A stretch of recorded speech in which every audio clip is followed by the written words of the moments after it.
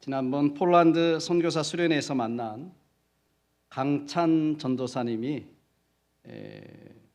CD 하나를 주시더라고요. 그 찬송 안에 눈물 없이라는 찬송을 이번 주간에 참 많이 들었습니다. 그 가사 중에 일부입니다. 눈물 없이라고 하는 찬송인데요. 제가 읽어드릴게요. 너무 많이 들어서, 너무 익숙해져서 주님의 십자가 눈물 없이 바라보는 그런 일 없기를. 주 흘리신 보혈에 찢긴 그 살에 내 맘도 울고 아파하기를. 주님의 어깨에 짓누르던 십자가 볼 때마다 내 맘도 짓눌리길, 나의 눈엔 눈물이 고이길. 너무 많이 들어서 너무 익숙해져서 주님의 십자가 눈물 없이 바라보는 그런 일 없기를, 나의 눈에 눈물 고이길. 여러분, 그렇습니다. 사순절이 오고 고난주간이 와도 어쩌면 우리는 너무 많이 듣고 너무 익숙해져서 아무런 감동 없이 눈물 없이 그냥 그렇게 맞이하고 있는지 모른다는 생각이 들었습니다. 여러분, 지금은 교회력으로 사순절 기간입니다. 초대교회 성도들은요, 이스라엘 백성들이 유월절을 준비하면서 금식했는데 이것을 본받아서 고난주간과 부활절 있기 전 40일 동안 금식하면서 철저하게 기도와 경건의 훈련을 초대교회 성도들은 했습니다. 사순절은 이런 초대교회 전통을 이어받아서 이제 교회가 시작하게 된 것입니다. 여러분이 아시듯이 사순절을 시작하는 날을 가리켜서 재해 수요일, 애쉬 웬스데이라고 부릅니다. 올해는 부활절이 4월 9일이기 때문에 재해 수요일은, 애쉬 웬스데이는 지지난주 수요일이었습니다. 여러분, 여기 재는 회개를 상징하죠. 회개. 그러니까 사순절은 회개로 시작하는 거죠. 구약에서 이스라엘 백성들이 하나님 앞에 회개할 때 상징적인 제스처로 죄를 뒤집어 쓰고 기도했습니다. 그러니까 이 사순절은 그리스도의 십자가의 고난을 묵상하면서 우리의 신앙을 되돌아보는 것입니다. 혹시 우리가 신앙이 나태해졌다면, 죄에 빠져 있다면 우리의 신앙을 회개하고 고난전을 맞고 그 다음에 부활절을 맞는 시간이 사순절 기간입니다. 그래서 재수요일로 시작하는 거예요. 그러니까 우리의 사순절을 시작하면서 다시 한번 우리의 신앙을 되돌아보는 것입니다. 주님의 고난을 묵상하는 것입니다. 그리고 우리의 신앙을 되돌아보고 다시 한번 회개하고 다시 한번 나아가 우리의 신앙이 새로워지는 그런 시간으로 삼는 시간, 그 시간이 사순절입니다. 혹시 여러분들이 너무 많이 들어서, 너무 익숙해져서 아무런 감동도 없이 눈물도 없이 그냥 그렇게 사순절을 보내지 않기를 바랍니다. 오늘 본문은 예수님의 겟세마네 기도입니다. 여러분, 겟세마네 기도는 사실 십자가 고난의 예고편이라고 할 수 있습니다. 예고편입니다. 예수님은 이미 십자가의 죽음을 예견하셨고요. 그리고 제자들과 함께 최후의 만찬을 가지셨습니다. 이미. 그런데 최후 만찬 바로 그 자리에서 가룟 유다가 자리를 박차고 나갑니다. 예수님을 팔아넘기기로 약속한 것을 실행하기 위함이었습니다. 여러분, 이것은 예수님은 너무나 이 사실을 잘 알고 있으셨어요. 유다가 군병들을 데리고 와서 체포할 것은 불보듯 뻔한 일이었습니다. 그런데 어떻게 하셨습니까? 오늘 본문 39절을 보시면 보통 때 습관대로 제자들을 데리고 감람산으로 가셨다, 이렇게 기록하고 있습니다. 그러니까 뻔히 잡힐 줄 알면서, 유다가 감람산으로 올 걸 알면서 그 습관대로 뻔히 알면서 스스로 가신 것입니다. 여기 감람산은 예루살렘 바로 맞은편에 있는 산입니다. 올리브가 많아서 올리브산입니다. 감람산 올리브산입니다. 평상시에도 주님은 대개 그곳에서 쉬기도 하시고 기도하셨던 곳이 이 감람산입니다. 특히 예수님의 일행, 제자들과 함께 예수님의 일행이 자주 갔던 곳이 어디냐면 서쪽 기슭에 있는 겟세마네 동산입니다. 본문에는 이 이름이 겟세마네라고 하는 이름이 나와 있지 않지만 마태복음과 마가복음에는 명시되어 있습니다. 겟세마네라는 지명의 뜻은 기름 짜는 곳이라는 뜻입니다. 그 당시 올리브를 짤 때는 큰 돌을 가지고 맷돌 갈듯이 이렇게 눌러서 짰습니다. 그러니까 아마도 그곳이 기름 짜던 곳이고 그런 기름을 짜던 기구들, 이 맷돌 같은 큰 돌들이 아마 있었을 것입니다. 바로 여기서 예수님은 기름을 짜내듯 모든 진액을 뽑아내는 고통을 겪으며 기도하셨다는 것입니다.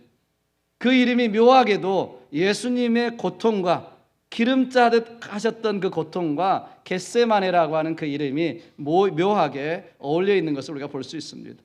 자, 여러분, 그렇다면 우리가 사순절에 우리가 무엇을 해야 될까요? 사순절을 지나고 있는데 여러분, 사순절에 무엇을 해야 될까요? 먼저는 주님의 고난을 묵상해야 합니다. 주님의 고난을 묵상해야 합니다. 그리고 이 고난이 바로 저와 여러분의 구원을 위한 희생이었다는 것을 기억해야 합니다.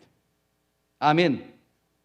네, 여러분, 예수님의 십자가 사건을 지금 앞에 두고요, 잡히시기 전날 밤 겟세마네 동산에서 밤새 기도하셨습니다. 이 모습을 여러분 한번 상상해 보십시오. 그냥 글로 읽지 말고 한번 상상해 보십시오. 저희가 성지순례 갔을 때 너무나 추운 날이었는데 이 겟세마네 동산을 좀 체험하자. 그래서 예루살렘에서 기브온 골짜기를 지나서 겟세마네 갔습니다. 그때가 아마 4월 달이었는데도요, 너무너무 추워가지고 어떤 분은 옷을 7개씩 입고 호텔에 있는 이불 다 둘러쓰고 그러고 갔는데도 따로 떨어져서 기도했는데요, 얼마나 추운지 이빨이 이렇게 부딪힐 정도였습니다. 네. 어떤 분은 오다가 넘어졌는데 너무 많이 옷을 입어갖고 일어나지 못했어요. 그 정도로 추운 곳이더라고요. 정말 추운 곳이었습니다. 한번 여러분 상상해 보십시오. 얼마나 처절한 고통을 당하고 계신지. 여러분 본문에서는 기도를 한 번 한 것처럼 나와 있습니다만은 사실 마태복음과 마가복음에 보면 3번에 걸쳐서 기도하신 것으로 되어 있습니다. 그 기도가 대충한 기도가 아니었어요. 그죠? 오늘 41절에도 보면 무릎을 꿇고 얼굴을 땅에 대고 그러니까 이 얼굴을 무릎 사이에 두고 땅에 대고 통곡하듯이 간절하게 기도하셨다는 것을 우리가 알 수 있습니다. 여러분, 기도 내용도 42절에 보시면 처절합니다. 할 수만 있거든 이 잔을 옮겨 주옵소서. 여러분, 이 잔이 무엇입니까? 십자가의 죽음과 고난을 뜻하는 것이죠. 곧 닥쳐올 십자가를 바라보면서 얼마나 고통스러웠던지 짐작해 볼 수 있습니다. 마가복음 14장 33절로 44절에 보시면 이 상황을 더욱 적나라하게 이렇게 기록하고 있습니다. 심히 놀라시며 슬퍼하사 말씀하시되 내 마음이 심히 고민하여 죽게 되었으니 너희는 여기 머물러 깨어 있으라. 여러분, 어떻게 예수님의 입에서 죽게 되었으니라는 말이 나올 수 있습니까? 여러분, 풍랑 가운데서도 죽음의 두려움에 떨고 있는 제자들에게 오셔서 믿음이 적은 자들아 꾸짖으시고 풍랑을 잠잠케 하셨던 그분이 바로 예수님이십니다. 죽은 지 나흘 됐던 나사로를 살리셨던 분이 주님이십니다. 그런데 그분이 죽게 되었으니 자신이 짊어질 인류의 죄악과 그가 받을 십자가의 처절한 고난과 고통을 생각하면 인간의 몸을 입으셨던 여러분, 그분도 예수님도 감당하기 어려웠던 고통이었고 고난이었다라는 것을 우리가 짐작해 볼 수 있습니다. 아마도 그 십자가를 생각하면서 큰 고통을 느끼셨을 것입니다. 여러분, 그 당시 십자가 무엇입니까? 여러분 아시잖아요. 십자가는 사형틀입니다. 사형틀.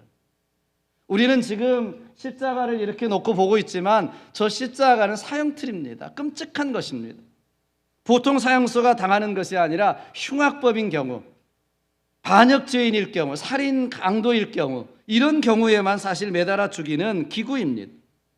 인간이 느낄 수 있는 모든 수치, 모든 고통을 다 당하면서 서서히 죽어가게 만드는 것이 십자가형입니다.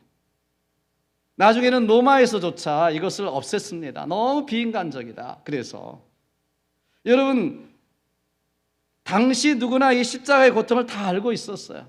그러니까 로마 제국은 그 많은 나라를 통치하면서, 이스라엘을 통치하면서 십자가형의 공포를 통해서 공포 정치를 자행하고 있고 다스리고 있는 것입니다. 여러분, 이 십자가형 집행 장소가 어디였어요? 골고다 갈보리 언덕, 이렇게 이야기합니다. 해골 언덕이에요. 이곳은요, 성문 근처에 위치한 대부분 채석장 언덕 위에 있습니다. 사람들이 지나가다가 잘 보일 수 있는 곳, 이제 보여주는 것이죠. 이렇게 고통을 당한다. 반역을 하면 이렇게 곤욕을 당한다. 큰 죄를 지면 이런 고통을 당한다라는 걸 보여주기 위해서 그렇게 사람들이 많이 취급하는 그 성문 언덕 위에 세웠습니다. 그리고 많은 사람들이 지켜보는 가운데 사형수가 골고다 그 언덕까지 45kg이 넘는 자신의 십자가를 지고 수치스러운 행진을 해야 했습니다. 그리고 벌거벗겨진 채, 우리는 그래도 이렇게 옷이 남은 게 있는 거 있지만 다 벌거벗겨졌습니다. 그리고 죽을 때까지 서서히 피가 말라가면서 죽어가는, 고통을 느끼며 죽어가는 것이 십자가의 형틀입니다. 그러니까 여러분, 그 수치와 고통은 말할 수 없는 거예요. 그것을 생각만 해도 끔찍스러운 것입니다. 근데 오늘 겟세마네 동산에서 예수님은 그걸 잘 알고 계셨고요. 그 고통을 느끼고 있었기 때문에 지금 겟세마네에서 기도하시는 것입니다. 그분은 죄가 없으신 분이에요. 그렇기 때문에 그 수치와 고통은 더 컸을 것입니다. 그렇죠? 아무런 내가 죄가 없어요. 다만 인류의 죄를 위해서 그런 것입니다.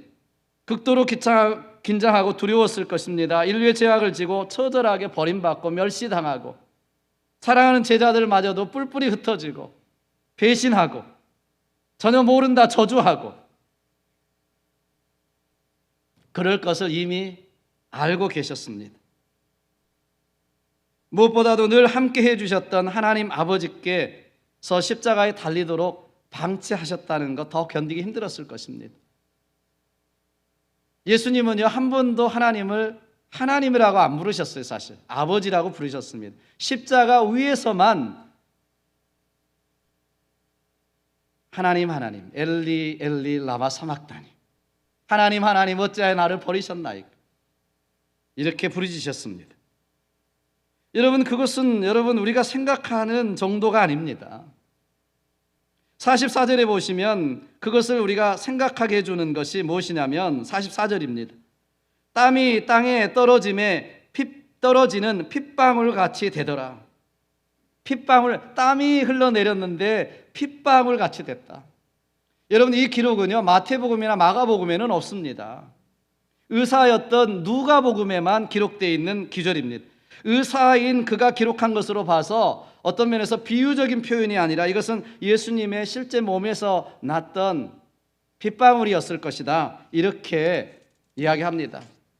의학자들의 말에 의하면 사람이 극도로 긴장하면 피하에 있는 모세혈관이 터져서 땀구멍으로 피가 섞여 나올 수 있다고 합니다. 그러니까 이 상황을 한번 생각해 보십시오. 의사인 누가가 기록하면서 여러분, 그 예수님이 영적으로, 정신적으로, 육체적으로 얼마나 고통스러웠을지 짐작이 가는 부분이에요. 그렇게 표현했다, 그랬다라고 하는 것은 얼마나 고통스러웠는지 그것을 우리가 짐작해 볼 수 있습니다. 여러분, 그렇다면 이 예수님께서 이처럼 처참하게 고통을 당하신 이유가 도대체 뭘까요? 왜 이 고통을 당하셨을까요? 우리가 잘 알고 있듯이 한마디로 대속의 고통입니다. 무슨 뜻입니까? 우리 한 사람 한 사람의 죄로 인해서 당할 고통과 죽음을 예수님이 대신 당하셨다고 하는 것입니다. 겟세마네 동산에서의 긴장, 불안, 고통, 고난, 이것은요 우리가 죽음 앞에서 당할 수밖에 없는 그런 것들입니다. 여러분, 십자가상에서 당하신 고통과 죽음은 우리가 마땅히 당해야 될, 마땅히 받아야 될 심판이었습니다. 우리가 당해야 될 고통과 고난을 그대로 당하신 것입니다. 이것을 모면해 주시려고, 우리와 고통과 죽음에서 구원해 주시려고 대속 대신 당하신 고난, 대속의 고난이었습니다. 예수님은 십자가의 고통을 피할 수 있다면 얼마든지 피할 수 있었습니다. 가룟 유다가 겟세마네 동산으로 올 것이라는 것을 알고 계셨습니다. 그런데 스스로 자진해서 겟세마네 동산에 습관대로 가신 것입니다. 너무나 고통스러웠기 때문에 육신을 입고 있었던 예수님은 그 겟세마네 동산에서 그래도 마지막으로 하나님께, 아버지께 이 잔이 피할 수 있는지 기도해 본 것입니다. 그러면서도 예수님은 마무리 기도를 어떻게 하셨습니까? 42절 하반절에 보시면 그러나 내 원대로 마옵시고 아버지의 원대로 하옵소서. 내 뜻대로 마옵시고 아버지의 뜻대로 하옵소서.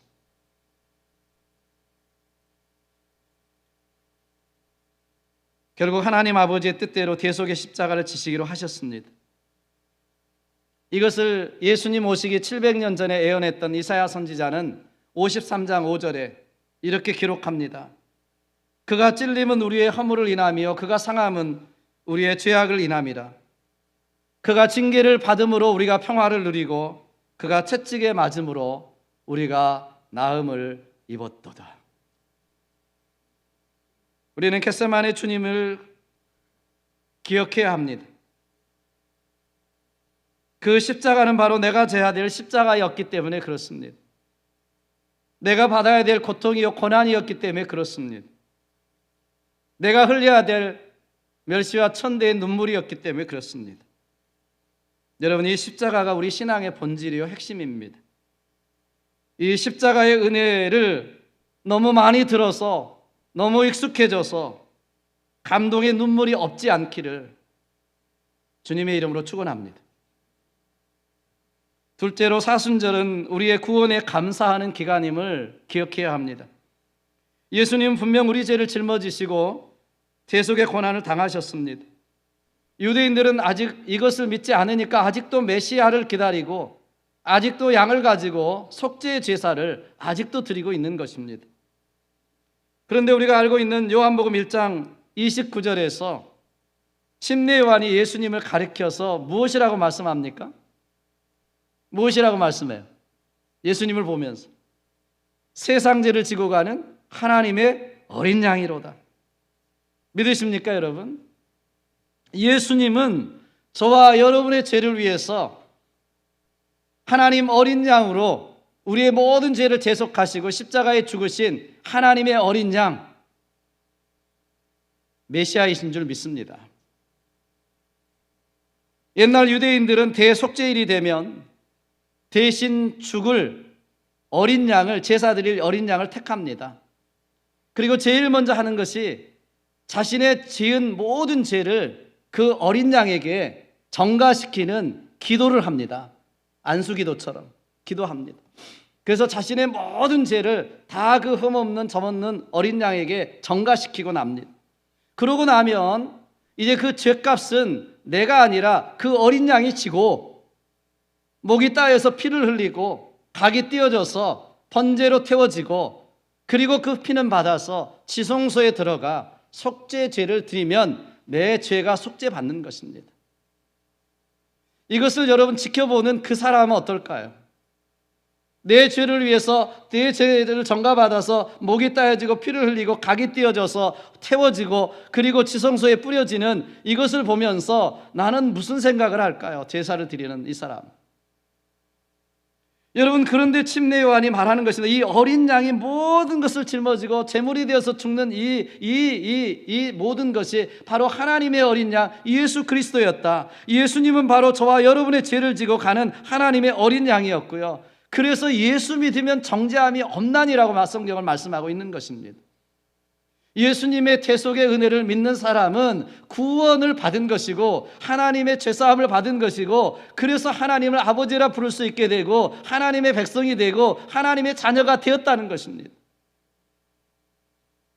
여러분, 이 은혜를, 이 구원을 사순절 기간에 묵상하는 저와 여러분 되실 주님의 축복합니다.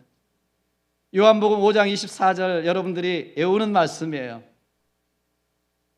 내가 진실로 진실로 너에게 이르노니 내 말을 듣고 또 나 보내신 이를 믿는 자는 영생을 얻었고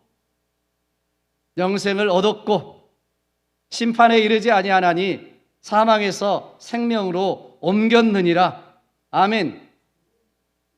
이것은 현재 완료형입니다. 그러니까 저와 여러분들이 예수님을 믿는 그 순간, 예수님의 대속의 십자가의 은혜를 믿는 그 순간, 우리는 영원한 생명을 지금부터 가지고 있고 사망에서 생명으로 옮겨지고 마지막 심판 때 심판받지 않는 하나님의 자녀 됐다, 구원받은 하나님의 백성이다, 이거 말씀해 주시는 것입니다. 믿으시기를 주님의 축복합니다.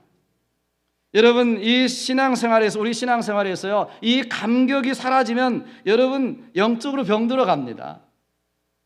여러분, 이 감격이 사라지면요, 여러분 우리 신앙생활에 활력이 없고 잘하지 않습니다. 여러분, 사순절 기간에 정말 이 감격, 구원의 감격을 회복하시고 정말 새로워지고 구원의 감격 속에 살아가는 저와 여러분 되시기를 주님의 축복합니다. 여러분, 영원히 사는데요, 영생이 있는데요, 천국이 있는데요, 하나님의 나라 백성인데요, 뭐가 걱정이세요?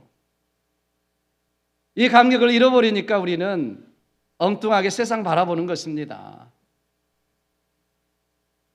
세상에 목매다는 것입니다. 사랑하는 여러분, 사순절에 십자가를 만나고 십자가의 은혜가 깨달아지기를 주님으로 축원합니다. 이 은혜가 깨달아지면 변할 수밖에 없고요, 가만히 있을 수가 없어요.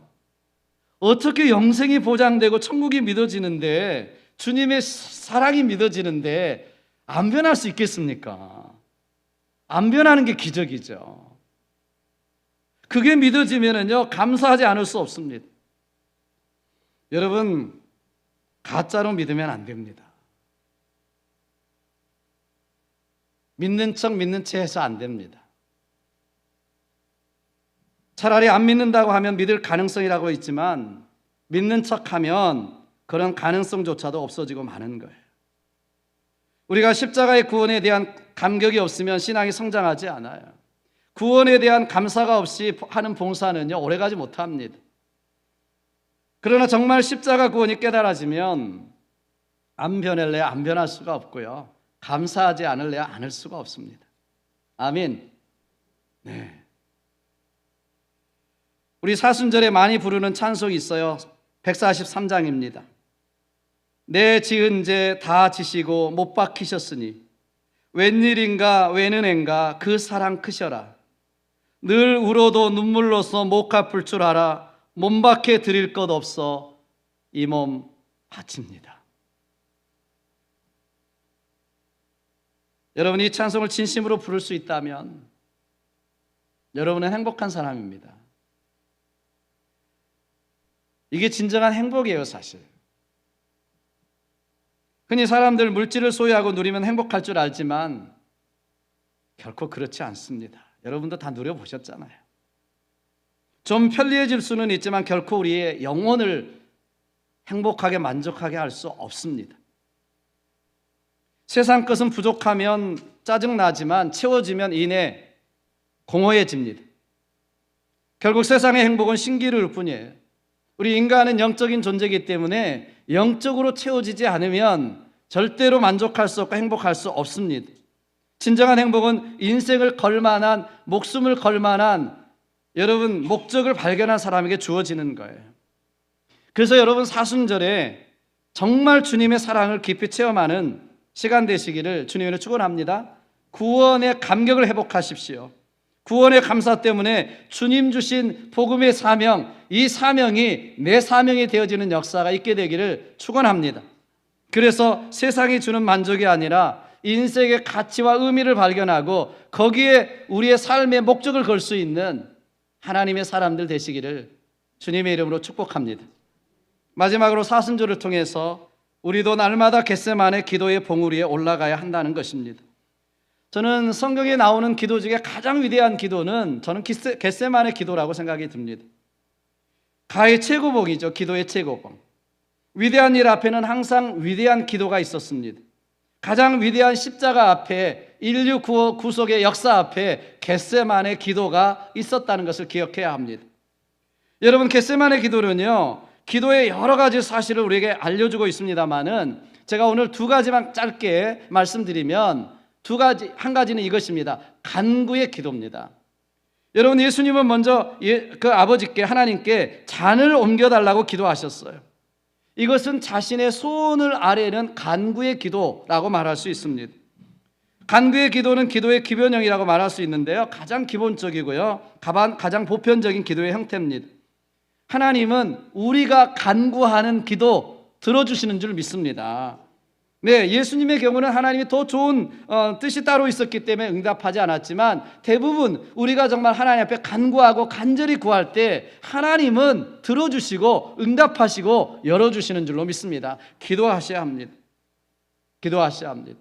기도하실 때 내가 간구하는 것보다 더 좋은 하나님의 뜻이 있고 하나님의 계획이 있다면 다른 것으로 응답하시기 때문에 감사하셔야 합니다. 여러분, 출애굽기 17장에 보면 모세의 간구가 나오잖아요. 간구하는 기도가 나옵니다. 어떤 때 나와요? 아말렉과의 전쟁에서 모세가 손을 들고 기도하잖아요. 모세가 손을 들고 기도하면 이스라엘 백성들이 이겼습니다. 네, 이제 출애굽한 지 얼마 되지도 않는 그 오합지졸의 이스라엘 백성들이요, 모세가 간구하고 기도할 때 하나님께서 이기게 하신 것이에요. 아멘. 이게 간구의 기도죠. 간구의 기도죠. 인간적으로 잘 이해가 안 되지만 기도할 때 하나님 역사하시는 것입니다. 우리가 잘 알고 있는 말씀, 하나님의 전화번호라고 이야기하는 에레미야 333, 하나님의 전화번호가 333이에요. 에레미야 33장 3절 뭐라고 말씀하고 있어요? 너는 내게 부르짖으라. 내가 내게 응답하겠고 내가 알지 못하는 크고 비밀한 일을 내게 보이리라. 뭐라고 그랬어요? 부르짖으라, 간구하라 라고 하는 것입니다. 여러분, 우리는 사순절에 다른 데 가지 마시고요, 겟세마네 동산에 올라가시기를 주님의 축복합니다. 두 손 들어 기도하시고 우리의 자녀들을 위해서 기도하시고 이 미국 사회를 위해서 기도하시고 고국을 위해서 기도하시고 정말 우리의 앞날을 위해서 기도하십시오. 염려하고 걱정할 것이 아니라 하나님 앞에 기도하면 부르짖는 대로 응답하시고 크고 비밀한 일을 우리에게 보여주실 줄로 믿습니다. 간구의 기도죠. 그런데 거기서 끝나면 안 됩니다. 오늘 말씀에 보면 예수님은 순종의 기도를 드렸습니다. 예수님은 자신의 소원을 아뢰는 후에 이어서 하나님 아버지의 뜻을 구하지요. 내 뜻대로 마옵시고 내 원대로 마옵시고 아버지의 뜻대로 하옵소서. 이것이 겟세마네 기도의 클라이막스입니다. 클라이막스입니다. 여러분, 이 기도를 위해서 주님은 피땀을 흘려 기도하셨어요. 이것은 자신의 뜻과 소원을 갖고 기도하다가 마침내 아버지의 뜻을 헤아리는 기도를 드리게 되는 것입니다. 여러분, 가끔 말씀드리지만 기도는 일방통행이 아니라 쌍방통행입니다. 쌍방의 대화입니다. 여러분, 내가 일방적인 소원을 아뢰고 끝내는 게 아니라요, 하나님의 음성을 듣는 시간도 기도의 시간입니다. 많은 분들이 기도를 오해합니다. 여러분, 우리가 같이 사람이 만나서 대화할 때도 그렇잖아요. 일방적으로 내가 내 이야기만 다 하고 끝내버리면, 그리고 돌아가 버리면 상대방은 어떻게 우리를 생각하겠습니까? 하나님도 그러지 않으시겠습니까? 우리가 하나님 앞에 나와서 하나님 이거 원해요, 저거 원해요, 이거 원합니다, 아멘, 믿습니다, 도장까지 딱 찍고 돌아가면 하나님 뭐라고 하실까요? 너 할 말만 다 하고 돌아가냐, 그러실 거 아니겠어요? 여러분, 하나님 앞에 기도하면서 하나님의 뜻에 순종할 수 있는 하나님의 음성에 귀를 기울이십시오.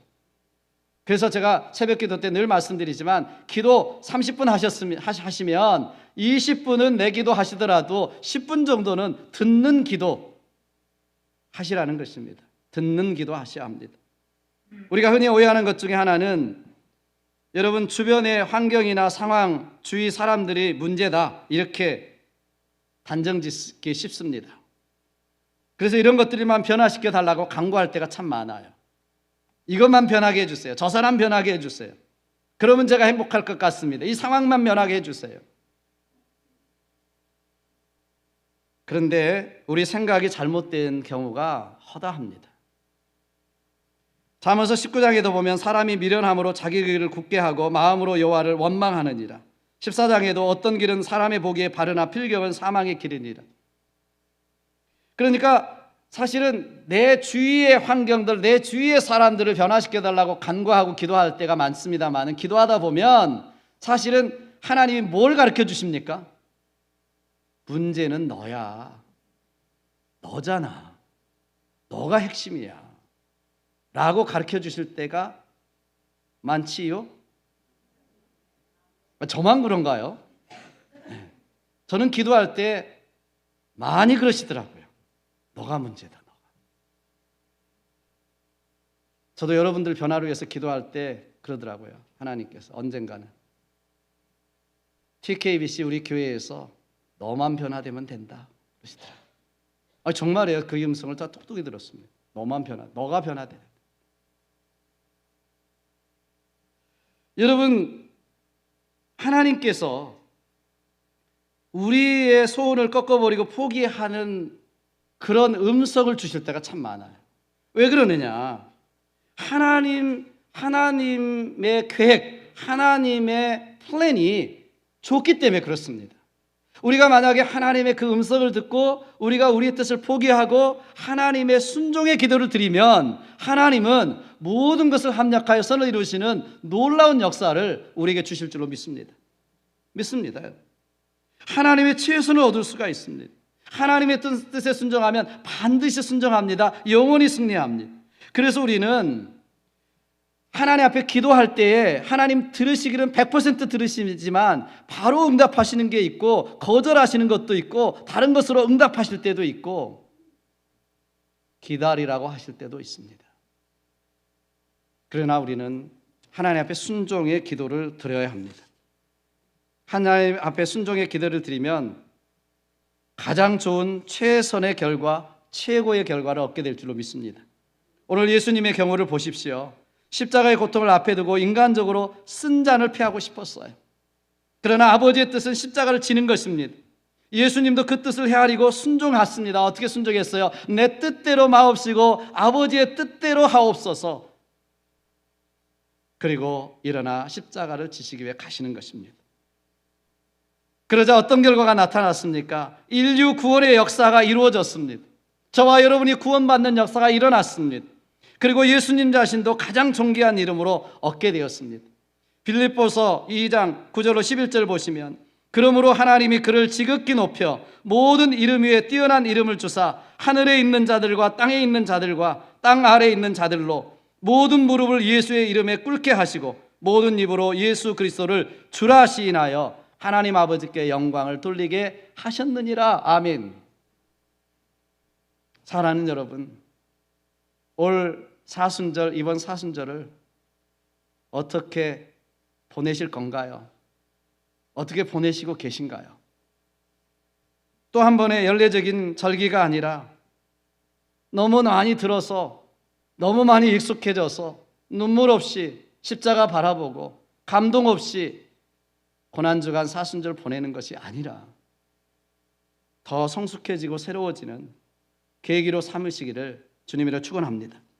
겟세마네 동산에서 피땀 흘려 기도하시던 예수님의 모습을 우리 마음에 담아두는 시간 되시기를 주님의 이름으로 축복합니다. 그래서 대속의 고통을 당하신 주님을 바라보며 우리의 구원의 감격을 회복하고 새롭게 우리의 삶을 살아가는 놀라운 시간이 되시기를 주님의 이름으로 축원합니다.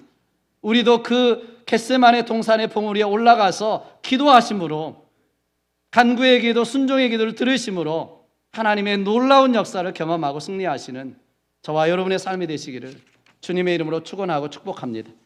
기도하겠습니다. 오늘 말씀을 붙들고 우리 같이 기도했으면 좋겠습니다.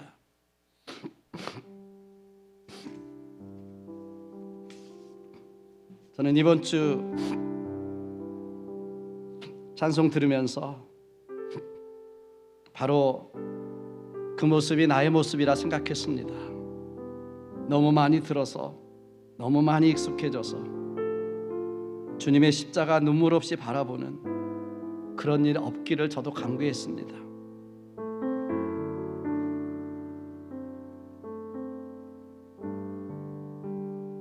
주님의 십자가 눈물 없이 바라보는 그런 일 없기를, 나의 눈에 눈물 고이길. 언제 내가 십자가를 바라보면서 눈물을 흘리고 주님 앞에 기도를 드렸나 돌아보는 시간이었습니다.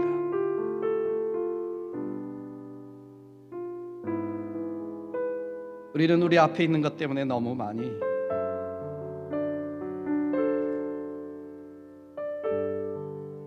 너무 익숙해졌다고 잃어버리고 살아갑니다.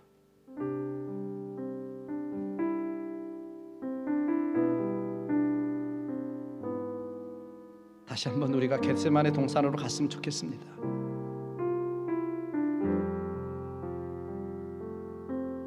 거기서 주님의 모습 보고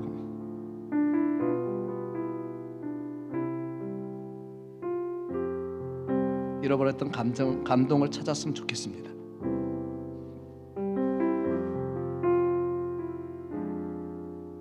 같이 기도하겠습니다. 통성으로 같이 기도하십니다.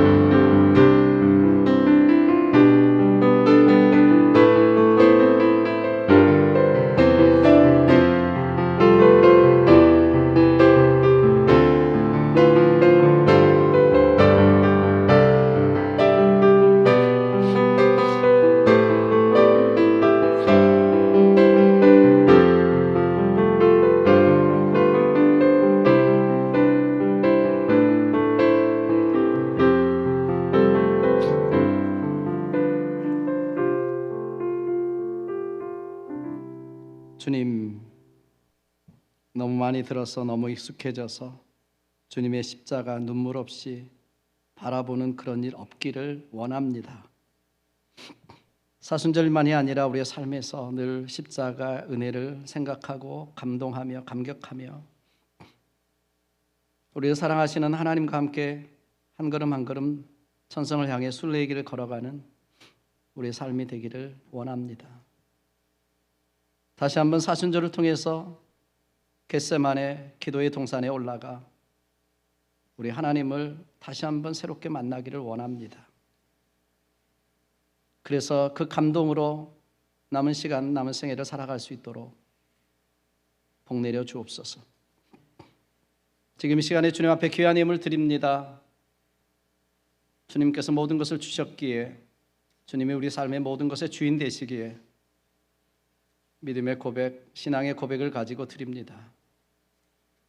하나님 흠양하여 받으시고 드리는 손길들 믿음의 고백대로 하나님 주인 되셔서 모든 것을 책임져 주시고 축복하여 주시옵소서.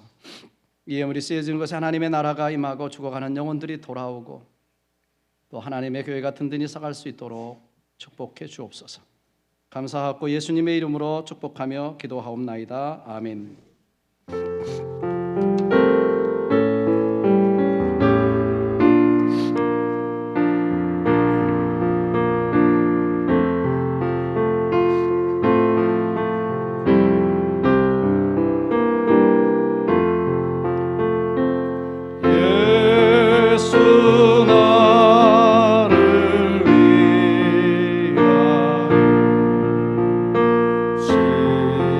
십자가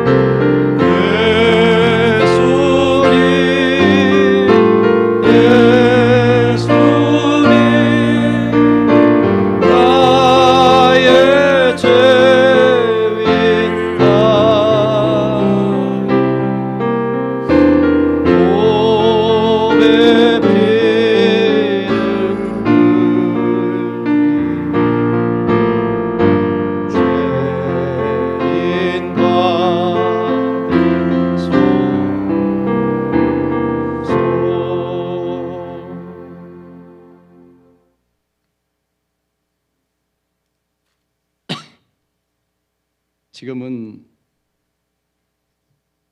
우리 주 예수 그리스도의 무한하신 은혜와 하나님 아버지의 극진하신 사랑하심과 성령님의 감화 감동, 역사 교통하심이 지금부터 영원토록 함께 하시기를 우리 주 예수님의 이름으로 간절히 축원하옵나이다.